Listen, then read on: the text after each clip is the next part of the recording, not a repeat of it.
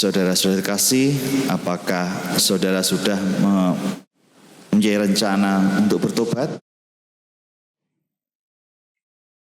Dalam hal apa? Tuhan mengatakan, tidak. Jika kalian tidak bertobat, kalian pun akan mengalami nasib yang sama. Apakah bertobat itu mudah? Sulit. Tadi malam itu saya dapat WA, Romo, tobat, tomat, kumat. Ya. Tobatnya itu ya sebentar saja lalu kumat lagi. Ya, ini ungkapan yang sepertinya pas itu, tapi ya memang itu menggambarkan betapa bertobat itu tidak mudah. Ya, tidak mudah. Kalau kita belajar dari bacaan pertama, pertobatan itu sungguh berangkat dari inisiatif Allah sendiri. Allah yang mau mengasihi. Maka ia menjumpai orang pilihannya, yaitu Musa, nabi, melalui semak duri yang menyala tetapi tidak terbakar itu, dan mengutus Musa untuk memimpin umat Israel kepada pertobatan, katakan itu, keluar dari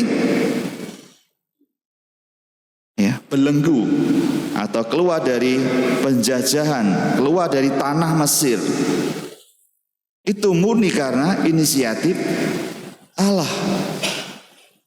Bukan umat sendiri, umat Israel yang kita sudah di sini sangat menderita, ya terus kemudian ayo kita bersama-sama keluar saja dari tanah ini, tidak. Ya.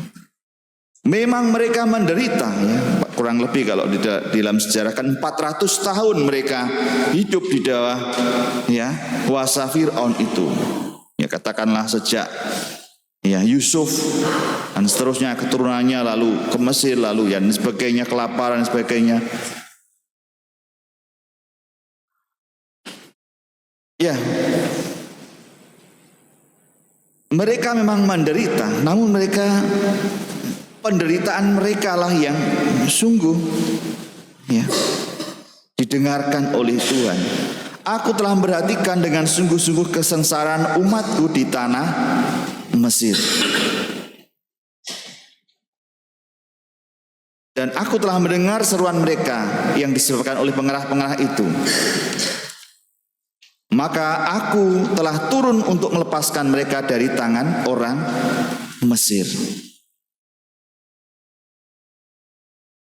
Sehingga dari sini kita bisa belajar betapa pertobatan itu sebenarnya murni, pertama-tama rahmat, oleh karena kehendak, oleh karena kasih Tuhan sendiri. Ya, maka bagi saya bertanya, apakah sudah punya rencana? Ya, apakah bertobat itu mudah? Ya. Kita belum punya rencana karena kita belum melihat bahwa betapa pertobatan itu sungguh-sungguh merupakan seruan bahwa Tuhan itu mau mencintai kita. Bahwa kita itu mau dicintai, dikasihi, diselamatkan.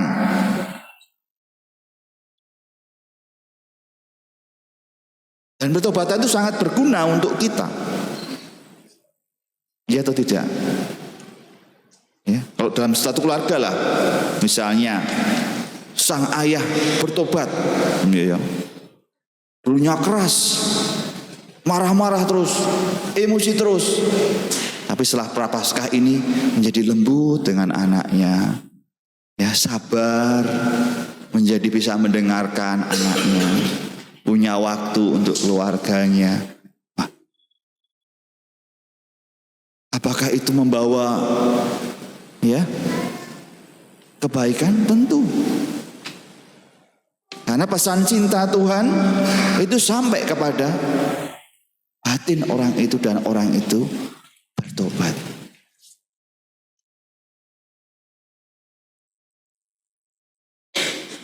Sehingga asal usulnya pertobatan karena Tuhan itu mengasihi umat pilihannya.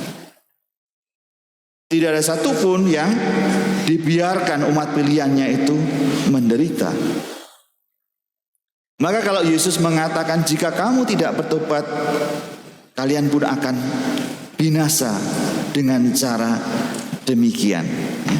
Di balik kata-kata yang keras ini, sebenarnya ini adalah pesan cinta. Pesan cinta dari Allah yang memang sungguh-sungguh ada. Mungkin kita juga tidak mau bertobat karena merasa Tuhan itu nggak ada. Wong yang ngatur itu hidup itu saya kok. Ya, saya mau makan, ya itu terserah saya. Saya nggak makan, ya terserah saya. Ya, tapi jangan sampai saya sakit, gitu ada gitu ya. Kita kadang hidup ya semau kita, tapi kita takut menjadi sakit, punya penyakit ini dan sebagainya. Ya. Ya. Dan kita kadang juga dengan mudah mengatakan ya tadi seperti ya, sangkamu orang-orang Galilea itu lebih besar dosanya. Jadi orang yang menimpa kemalangan yang besar itu berarti dosanya besar. Oh dia punya penyakit yang berat. Oh karena itu dulu dosanya berat Romo. Jejak hidupnya itu. Nah itu yang diomongkan gitu. Ya, tapi jangan sampai ngomong gitu. Nanti Tuhan ngomong kepada kamu, kalau kamu nggak bertobat kamu pun akan demikian dia. Mengalami hal yang demikian. Ya, kita sering kadang seperti itu.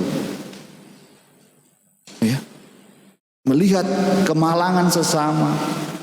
Ya, penderitaan sesama itu sebagai ya seolah was dan kata-kata itu seolah-olah benar gitu. Padahal yang benar dari kita itu bahwa kita itu orang berdosa dan bahwa kita harus bertobat.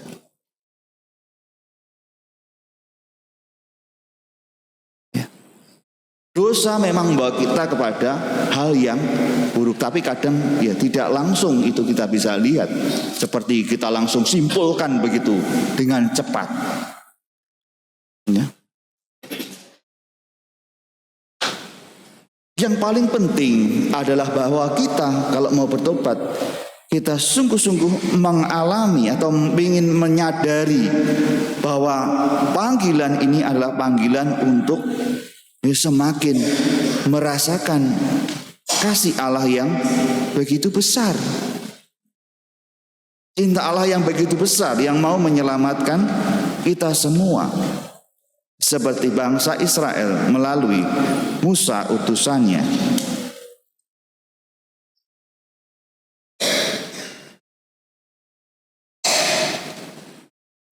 Dan sekali lagi usaha manusia itu memang membantu menyiapkan, tetapi tidak serta-merta itu ya bisa berhasil, tapi membutuhkan ya rahmat Allah sendiri, kuasa Allah sendiri. Musa sendiri pada awal mulanya dia mengatakan, bagaimana mungkin ya aku siapa aku ya. Selalu seperti itu, berhadapan dengan utusan yang sedemikian besar. Ya, saya pun ya sebagai ya tugasnya imam itu kan membawa orang ya, mengajak umat untuk ya semakin baik, semakin memiliki sikap tobat, ya semakin ya hidupnya terarah kepada Tuhan. Tetapi itu tidak mudah. Dan ya kita harus semakin menaruh percayaan kepada Tuhan. Dan Tuhan menjanjikan kepada Musa, aku adalah sang aku. Ya. Apa artinya aku adalah sang aku? Aku adalah aku yang ada. Aku yang pernah yang menunjukkan cinta yang lebih besar kepada orang-orang pilihan, ya, bangsa pilihan itu. Itulah maksudnya aku adalah sang aku. Dari Tuhan adalah Tuhan yang ada, Tuhan yang bertindak. Bukan Tuhan yang diam saja. Tuhan yang selalu memanggil kita untuk kembali, untuk pulang, untuk bertobat.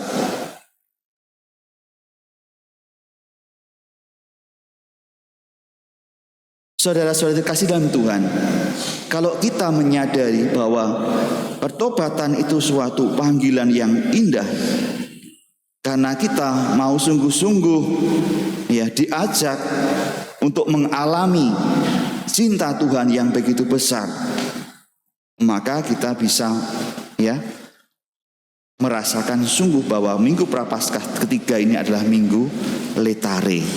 Ya, biasanya kalau Advent itu minggu tiganya Gaudete, bersukacitalah, ya, karena Tuhan sudah dekat, semakin dekat dengan pertobatan dan sebagainya. Kalau yang Paskah ini, ya, biasanya Minggu Letare, atau keempat atau ketiga ya, Minggu Letare, Minggu Sukacita, supaya kita diajak untuk melihat ya betapa Tuhan itu mengasihi, ya, dan tidak ingin kita itu menderita ya, berlama-lama karena dosa-dosa kita. Maka mari kita siapkan betul ya, kita teliti masing-masing kehidupan kita.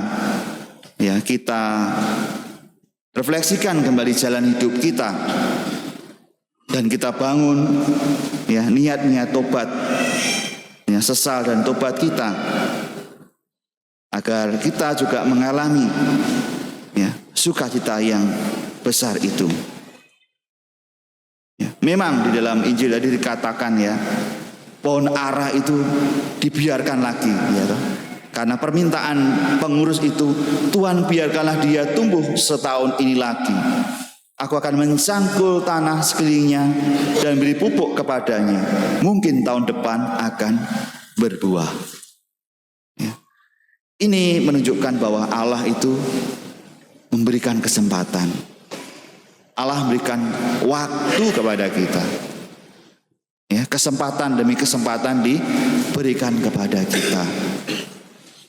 Ya, dia tidak langsung ya berdosa tebang, enggak, diberi kesempatan, diberi waktu.